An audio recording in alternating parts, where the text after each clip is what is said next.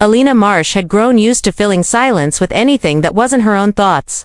On most evenings, she played old records or let a documentary murmur in the background until she fell asleep on the couch. Halloween night, however, carried a different kind of quiet than watchful. As if the darkness outside had paused just to listen to her breathe. Laughter from trick-or-treaters rose and fell along the distant road, bright but somehow far away, unable to soften the emptiness of the farmhouse she now lived in alone. She stood by the window with a mug of cooling tea, watching porch lights flicker from neighboring homes. Her own porch light stayed off. She hadn't wanted visitors tonight, not with the ache of separation still raw, tightening around her ribs every time she noticed Aaron's absence in the smallest corners of the house. She told herself she liked solitude, but the truth pressed through cracks she tried to ignore. A soft knock broke the stillness. Alina stiffened. It wasn't the cheerful tapping of children asking for candy. It was slow, measured, almost hesitant. She waited, breath caught, but no second knock followed, just the soft brush of wind against brittle leaves. Probably teens, she whispered, though her voice lacked conviction. She tried returning to her tea, but unease lingered. Her thoughts drifted to the odd little moments she had brushed aside over the past week. A photo frame turned slightly. A back window cracked open when she was sure she had shut it. Footsteps on the porch she blamed on a stray cat. She had chalked it up to stress and the disorientation of adjusting to life alone. Then it came again. A sudden, forceful thud that shook the front door so hard her mug slipped from her hand, smashing against the counter and splattering tea across her wrist. Alina stumbled back, heart hammering, eyes locked on the door vibrating from the impact. That wasn't kids, she whispered to herself. She grabbed her phone. No new messages except an unread voicemail from Aaron. Her stomach twisted. She almost ignored it, but dread nudged her thumb. His voice came through tense and uneven. Alina, call me back. Something's not right. Just call me. Aaron never sounded rattled. Hearing him like that churned unease into something colder. A soft creak drifted from the rear of the house. Alina froze. It wasn't the door. It came from the hallway leading to the old guest room she rarely entered. Her skin prickled as she stepped forward, floorboards groaning under her weight as if warning her to turn back. Who's there? She called out, voice thin. Silence answered. She flicked on the hallway light, flooding the passage with a weak yellow glow. Nothing seemed disturbed until her gaze landed on a photograph lying face down on the side table. A picture of her and Aaron from their last trip together. She remembered placing it upright that morning. Her pulse spiked. I didn't touch this. A metallic scrape whispered from the living room. Alina's breath hitched. The sound was unmistakable metal, dragged slowly across wood. Not random, not accidental. She dialed Miles, the teenage neighbor who sometimes helped with chores. He picked up fast, his breathing winded. Miss Marsh, everything okay? Miles, someone's in my house, she whispered. I'm coming. Lock yourself somewhere. She wanted to obey, but fear pinned her. The scraping grew louder. Steady, deliberate, then it stopped. The sudden stillness made her stomach twist. She edged toward the living room doorway, terrified yet unable to stay still. A cold draft brushed her arm as she reached the threshold. The room looked empty, but something gleamed on the floor beneath the window. A metal pry bar. Her mouth went dry. Someone had brought it inside. Someone had been close while she moved through the house unaware. Someone had been watching her long before tonight. Alina. The whisper brushed her ear. She spun around, nearly collapsing, but no one stood behind her. Only the dim hallway and her front door, now cracked open though she was certain she had locked it. The wind pushed it wider with a low groan. Her fear sharpened, sinking talons into her chest. The signs she had dismissed all week were no longer coincidences. They formed a pattern, a message she had refused to see. She backed toward the kitchen, searching desperately for something to defend herself. Her hands trembled as she reached for the heaviest object within caster and pan. She gripped the handle, knuckles white. A new sound rose. Scraping again coming from the basement door. Alina's breath stuttered. The basement was always cold, always unsettling, its small window easy to force open. She realized, with sickening clarity, she hadn't checked it in days. The scraping grew louder, then shifted into soft footsteps, climbing wooden stairs. She stumbled backward, pan raised. Her phone buzzed. A text from Miles. 2 minutes away. Stay upstairs. 2 minutes felt impossibly long. Alina dragged a wooden chair and wedged it under the basement doorknob.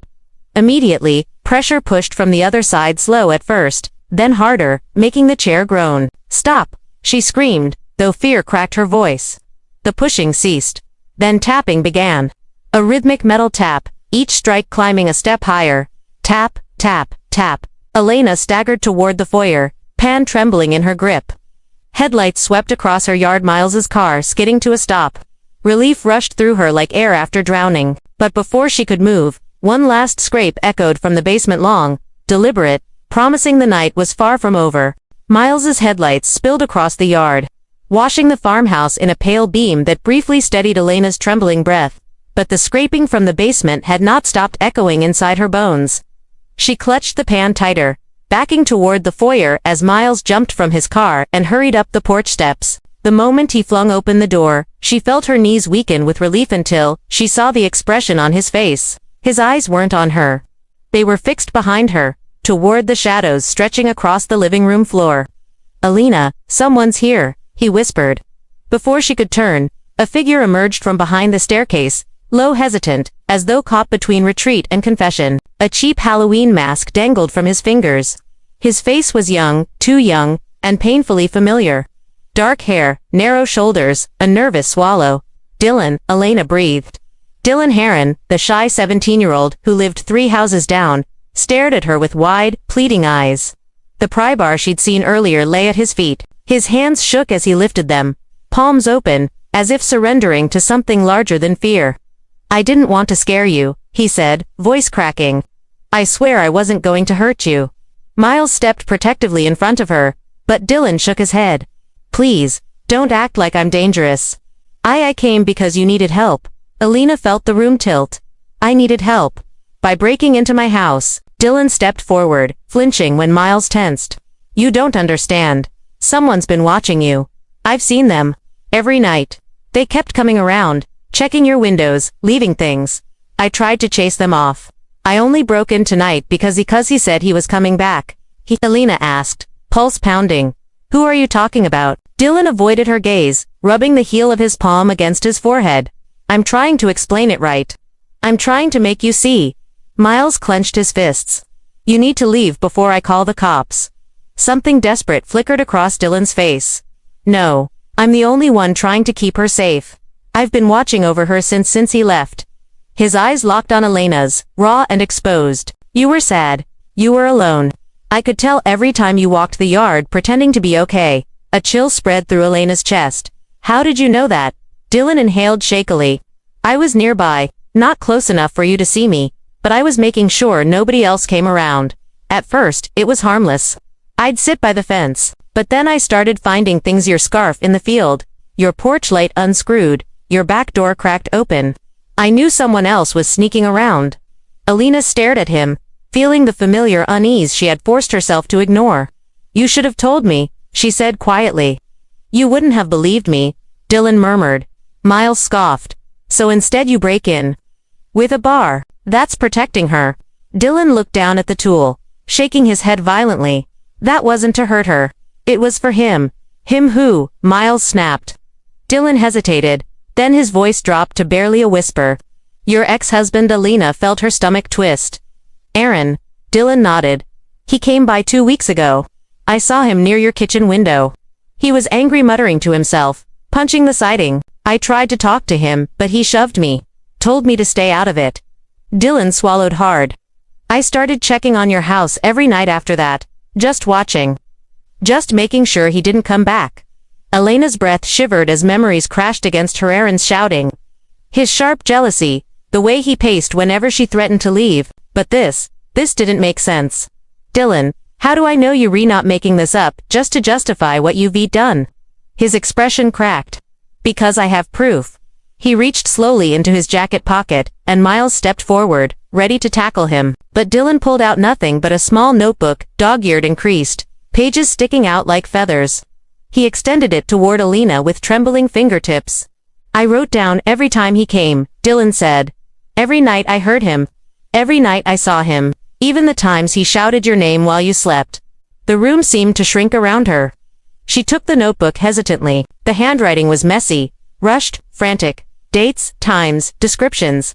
One entry froze her completely. "He went inside tonight, through the back room, stayed 8 minutes, left angry. Elena's eyes burned. I was asleep, she whispered. I know, Dylan said softly. I tried to warn you, but he told me you'd never trust me. And then he started giving me instructions, saying I should prove I really cared about you. He said if I didn't help him, he'd make you disappear. Miles stared at him, disbelief and fear mixing sharply. You're telling us Aaron manipulated you? Threatened you? Dylan nodded, tears spilling. I thought he wanted to scare you into coming back to him. I didn't think he'd actually hurt you. But then he started telling me weird things. Stuff I didn't want to do. He said you belonged to him, and that I was supposed to keep you home until he showed up tonight. Elena's chest tightened painfully. Tonight. He's coming, Dylan whispered. He said you'd finally understand everything when the night was over. A gust of wind rattled the window. The farmhouse felt colder than before, shadows lengthening like they were waiting for something. Miles pulled out his phone. We're calling the police now. Whatever this is, it ends here. But Dylan's eyes widened with sudden terror. He pointed toward the front window, voice breaking. No, it's too late.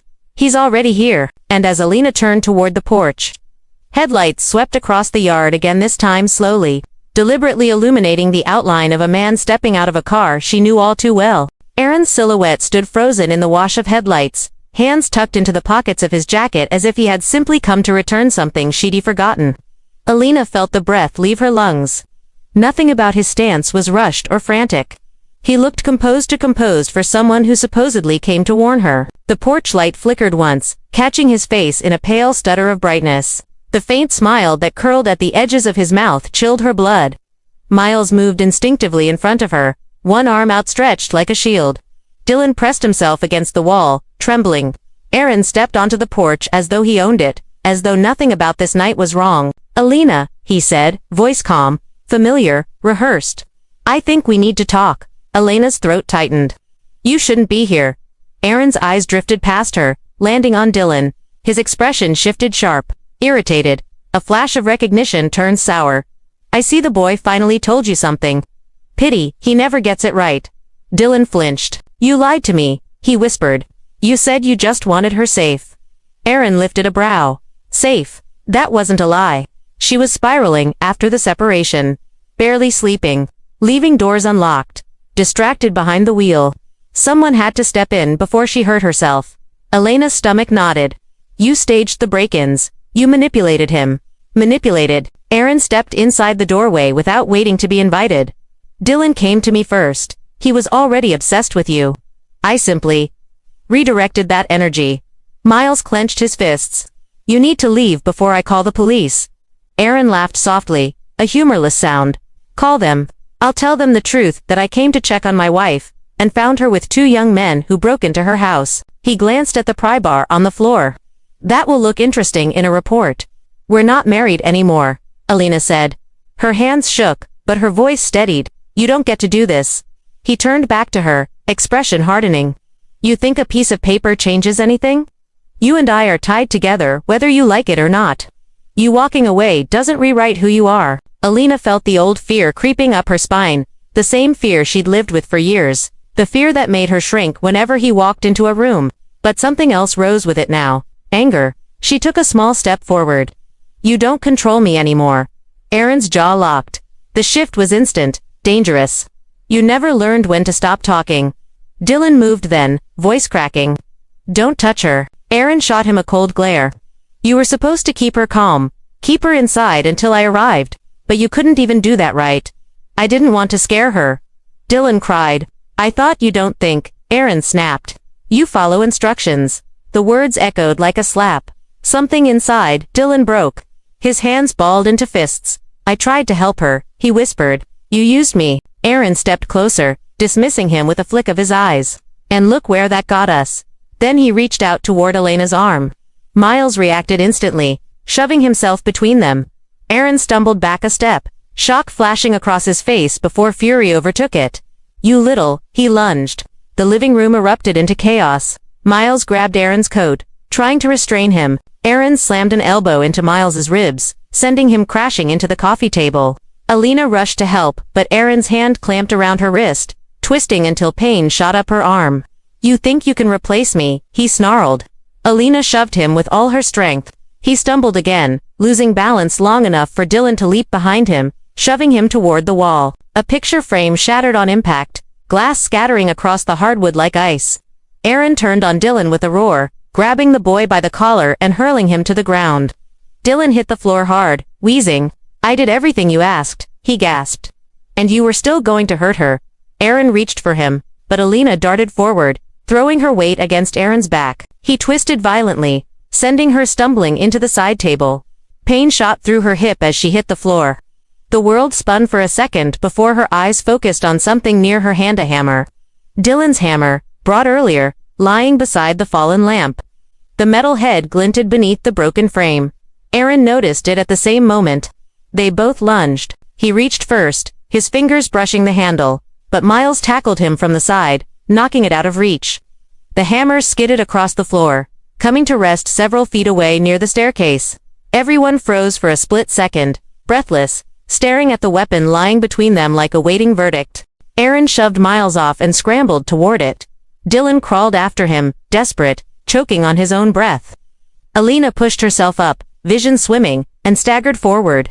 Aaron's hand closed around the handle. He rose slowly, chest heaving, the hammer's shadow stretching long across the floor. "I didn't want it to come to this," he said, though his eyes gleamed with something far from regret. "But you've given me no choice." Dylan held up his hands, tears streaking his face. "Don't. Please don't do this." Miles reached for his phone, but Aaron swung the hammer suddenly, smashing the device from his grasp. It clattered across the floor, pieces scattering. Alina felt something in her finally crack, not fear, but resolved. "Aaron," she said softly, "you don't have to do this." He turned toward her. And for a moment, the room stilled. Then a sound broke through the heavy silence, a distant siren. Faint but unmistakable, growing louder as it approached the house. Aaron's expression twisted. "You called them." "No," Elena whispered. "But someone must have." The siren wailed closer. Aaron raised the hammer higher, knuckles white. Alina braced herself. Dylan screamed, and the hammer began to fall, not revealing who it struck. Not yet, as red and blue lights flooded the windows and the night cracked open. The hammer struck with a sound that split the night open. A sharp, brutal crack swallowed instantly by the rising wail of sirens. Alina did not see the moment of impact. She only felt the air shift, a violent collision of movement and panic, followed by a sickening thud that silenced every voice in the room. For a heartbeat, no one breathed. Then the lights from outside burst through the windows, painting the walls in frantic streaks of red and blue. Elena's ears rang. Her vision swam. She blinked until shapes steadied. Dylan knelt beside someone on the floor, his chest heaving, his hands shaking violently. Miles crouched nearby, clutching his arm, blood dripping from his elbow where he had hit the table, and on the ground between them lay Aaron, motionless, the hammer inches from his open hand. Alina staggered forward. "Is he?" Dylan's voice cracked. "He tried to hit you." "I couldn't let him," but Alina heard her own pulse too loudly to process the words. The world tilted. Officers burst through the doorway, shouting commands neither she nor the boys fully understood. Hands guided her backward, lowered her to a chair, wrapped something warm around her shoulders. Someone kept asking her questions she couldn't answer. A paramedic snapped fingers near her face. The room blurred again. When she finally came back to herself, Aaron was gone, carried out on a stretcher. Surrounded by medics who moved with grim urgency, Dylan sat handcuffed near the foyer, pale and shaking, his eyes fixed on the spot where Aaron had fallen. Miles argued with an officer, insisting none of this was Dylan's fault. Alina tried to speak, but the words tangled in her throat. At the station, everything felt too bright. She sat in a small interrogation room, staring at the metal table, listening to the soft hum of the fluorescent light. Detective Rowan entered with a notebook tucked under his arm. He was calm, almost gentle, which somehow made the tension worse. "Alina," he began, settling into the chair opposite hers. "I know tonight has been traumatic, but we need clarity." "Who swung the hammer?" Alina swallowed hard. I don't know. Everything happened so fast." Rowan nodded, not accusing, simply absorbing. "We'll walk through it. You said Aaron approached you, holding the hammer. Did he make physical contact?" "He grabbed me," she whispered. "He always grabbed me when he lost control." Rowan's eyes softened. "And Dylan, did he act aggressively?" "No," Alina said immediately. "He was trying to protect me. He was terrified." Rowan flipped through his notes. We found fingerprints from all three of you on the hammer. Her stomach twisted. All three. Miles had tried to grab it earlier. Aaron had held it. Dylan had wrestled for it. She had brushed it when falling. That single detail turned certainty to fog. Rowan continued. Dylan says he hit Aaron to stop him from hurting you. Miles says Aaron fell forward before the strike. You were nearest, but you fainted moments after. Alina pressed her hands to her face. I can't piece it together. My memory keeps blurring. That's common, Rowan said gently. Shock does that, but we need to reconstruct the scene. Hours blurred as detectives walked her through photographs, overturned furniture, shattered glass, the smeared picture frame still clinging to the wall. She flinched at the sight of her own frightened face frozen in the background of a body cam reflection. Rowan slid an image toward Haran lying on the floor. Your ex-husband's skull was fractured. The strike came from behind. Does that help? Behind? Not in front. Not where Dylan had stood when she last remembered seeing him. A cold wave passed through her. She shook her head. I don't know. Rowan didn't push. This isn't about blame. It's about truth. Someone swung that hammer. But what matters most is why this happened at all. Why? Alina closed her eyes. She saw flashes of Aaron shouting, Dylan crying, Miles bleeding, her own hands trembling as she reached for something she couldn't grasp. And beneath it all, years of fear knotted deep inside her. When Rowan finally released her into a quiet waiting room, dawn crept against the horizon. Dylan sat across from her, no longer handcuffed, though still guarded by an officer. His eyes lifted when she approached. I'm sorry, he whispered. I should have told you sooner. I should have never listened to him. Alina sat beside him. You were manipulated. You were a kid who wanted to help. Dylan shook his head. He said you needed someone loyal. Someone who wouldn't leave. I thought I was protecting you, but I was just lost. She studied him, this boy who had built a world of devotion around her without her knowing. This boy Aaron had twisted into a tool. You aren't responsible for Aaron's choices, she said quietly. Or for the way he used your loneliness. Dylan's eyes filled with tears. But I hurt you. I scared you. Yes, she said softly. And you also saved me. He looked away, unable to accept the words. Miles was released shortly after, bandaged and exhausted. He limped toward them. Detective says they're still reviewing everything, but Dylan's not under arrest right now. Right now? Dylan repeated, voice shaking. Miles sat across from him.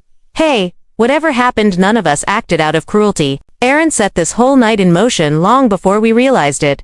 Alina felt a pang at hearing Aaron's name. It would be weeks, months maybe, before the weight of tonight loosened its grip. But for the first time, she felt the faintest breath of relief. Not peace. Not yet. But a beginning. Hours later, Rowan returned with a final update. Aaron survived the surgery, he said, but he's in critical condition and unconscious. We'll get more answers when he wakes. Alina nodded slowly. Part of her felt guilty. Part of her felt nothing. Part of her felt relieved that the truth would not depend solely on memory. Rowan added, until then, none of you are being charged.